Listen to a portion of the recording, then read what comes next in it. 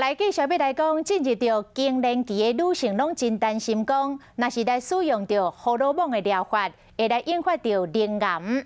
网络顶嘛流传袂少的消息，讲这个荷尔蒙的疗法确实是真危险，都要赶紧来停用。妇产科的医师出面来澄清，讲这个荷尔蒙的疗法对一般健康的女性来讲，其实是真安全的。若来听信到谣言，耽误到疗程，搁较害。所以乡亲啊，千万唔通像俗语所讲的“人看唔惊，鬼看哭哭惊”。来看今仔日的拍假特工队。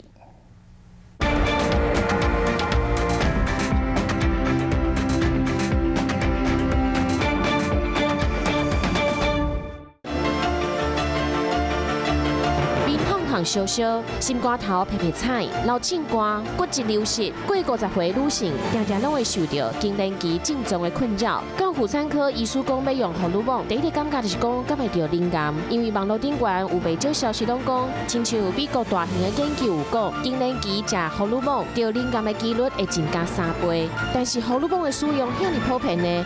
咱来听专家怎讲。女生刚开始进入更年期的时候，50岁到60岁之间，这段时间使用女性荷尔蒙其实是安全的。咱实际找到这篇一直向讨论的研究，斟酌一看，研究的结果是讲，荷尔蒙的疗法和乳癌的关系，其实是针对65岁以上的女性，而且几率足低，无到0.1%。医师表示，常常拢有人认为讲，无食荷尔蒙就袂得癌症，这个观点有问题。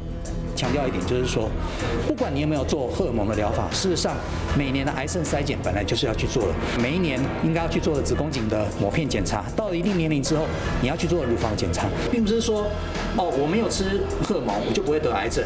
那我得了癌症，一定是吃荷尔蒙引起的，这是我们国人一个比较不好的观念。更年期荷尔蒙的疗法，通常干那1档到2档左右，症状就会改善啊。研究嘛讲，一般健康的女性食荷尔蒙，只要无超过4档，得乳癌的几率足低。但是如果若是看我看医生，低输骨质含烧，袂付治疗，安尼就唔好啊。